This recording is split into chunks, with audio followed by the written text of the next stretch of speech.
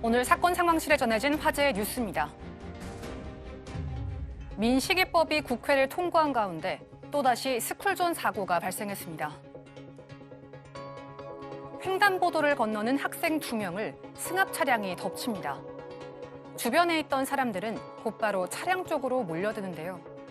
지난 8일 충북 청주의 한 스쿨존에서 일어난 사고입니다.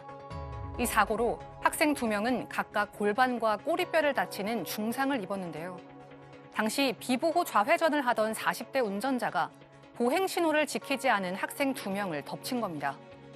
하지만 학생들이 보행 신호를 어겼다 하더라도 3월부터 시행되는 민식이법이 적용되면 운전자는 전방주시 태만으로 가중처벌받을 수 있는데요. 스쿨존 내에서는 운전자들의 각별한 주의가 필요해 보입니다. 투표 조작 논란 끝에 해체한 그룹 X1의 팬들이 환불을 요구하고 나섰습니다. 상자를 열자 카드 지갑과 노트, 보온병이 나옵니다. 그룹 X1의 공식 팬클럽 회원에게만 보내주는 상품인데요. 기획사에 34,000원의 회비를 내고 가입하면 공연을 먼저 예매하고 팬 행사에 참여할 수 있는 혜택도 주어집니다. 하지만 이 같은 혜택은 X1이 해체하면서 모두 사라졌는데요. 일부 팬클럽 회원들은 X1이 더 활동할 수 없는 만큼 가입비를 환불해줘야 한다고 요구했습니다.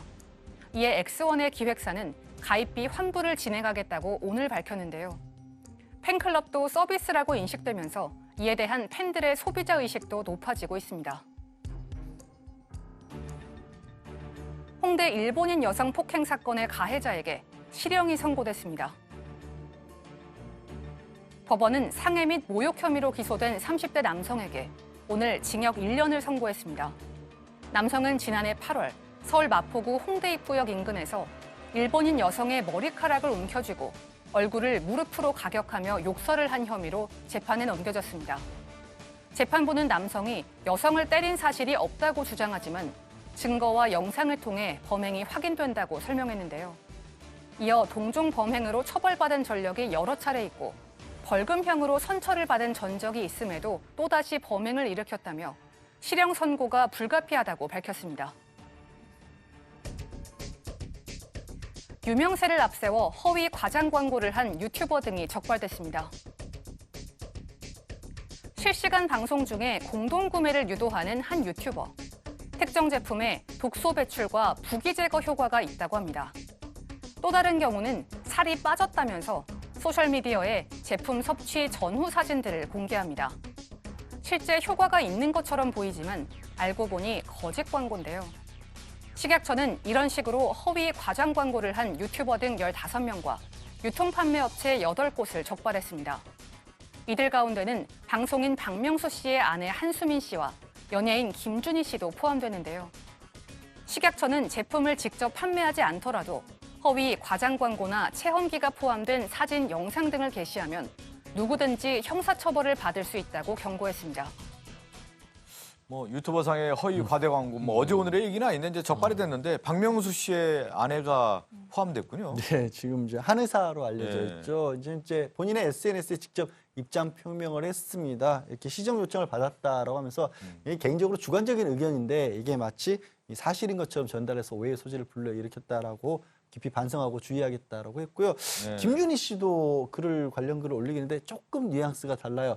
허위나 거짓 광고를 한 건 아니고 다만 광고 심의 규정하고는 문구를 좀 다르게 한 것이다라고 하면서 앞으로는 좀 더 정확하게 하겠다라고 좀 입장이 좀 다른 것 같습니다. 이 파워블로거들 같은 경우도 그렇고 사실 지금 나오는 분들 같은 경우도 SNS에서 상당히 유명한 분들이란 말이에요. 그런데 이분들이 직접 허위 과장 광고를 했다고 하니까 소비자 입장에서도 충격이 큰 거죠. 그러니까 대중에 대한 영향력이 큽니다. 그러니까 이제 이러한 제품을 소개하면서 사실은 사진을 보정해서 올리기도 하고 하면 정말 효과가 있나 보다 믿고 이게 속아서 구매한 분들이 다수 있을 수 있잖아요. 그래서 식약처는 이것은 굉장히 이제 중대한 소비자에게 잘못된 영향을 준 행위다. 앞으로 모니터링 강화하겠다. 그리고 적극적으로 행정명령 같은 시정 조치를 취할 거고 필요하다면 고발도 적극적으로 하겠다라는 입장을 밝혔는데 자, 문제는 뭐냐면 이게 다 개인이지 않습니까? SNS에서 활동하는 인플루언서라고 부르지만 개인들인데 이들에 대한 제재에 법제도가 없는 상황이에요. 사실상 방치 상황이에요. 그래서 앞으로 이러한 것들을 어떻게 만들어 나갈지 가이드라인부터 꼼꼼하게 잘 만드는 과정이 필요해 보입니다. 예, 그리고 이 스쿨존에서 이제 교통사고가 네. 워낙 많이 발생하는데 또 민식이법이 지금 3월 시행을 앞두고 있는 상황에서 또 다른 그렇죠. 사고가 발생을 했어요. 민식이법은 네. 통과됐지만 시행은 조금 남았습니다. 지금 충북 청주의 한 초등학교 앞 스쿨존에서 예. 유사한 사고가 일어났습니다. 학생 2명을 비보호 좌회전하는 승합 차량이 치었거든요.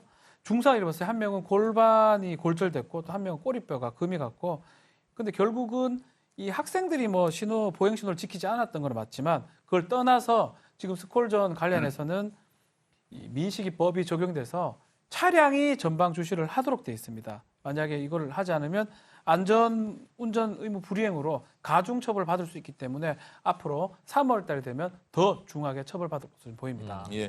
앞서 좀 말씀한 내용을 좀 정정을 해야 되겠네요. 박명수 씨 부인 한수민 씨가 피부과 의사라는 말씀을 좀 드려야 되겠고요.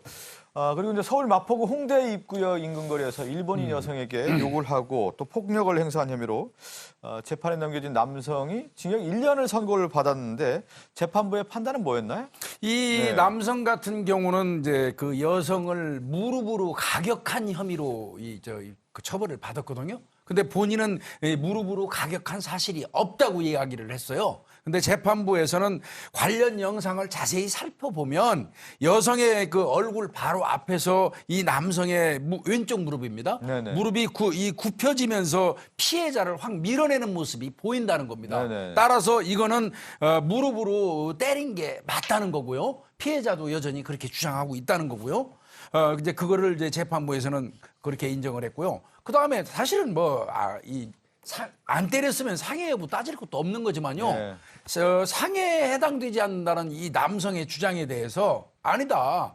이 피해자가 땅바닥에 넘어지면서 이 머리를 부딪히는 게 있었고 경찰 조사를 받으면서도 두통 때문에 응급실로 실려가기도 했다는 겁니다. 예, 예. 그 이후에 또 약을 처방받아가지고 복용한 사실도 인정이 되기 때문에 이거는 명백히 상해죄가 형성된다는 거고요. 네. 더 나아가서는 이런 얘기했어요. 이 남성이 동종범행이 꽤 있는 것 같습니다. 그리고 처벌받은 지가 얼마 안 된 것 같아요. 여기 누범 기간입니다.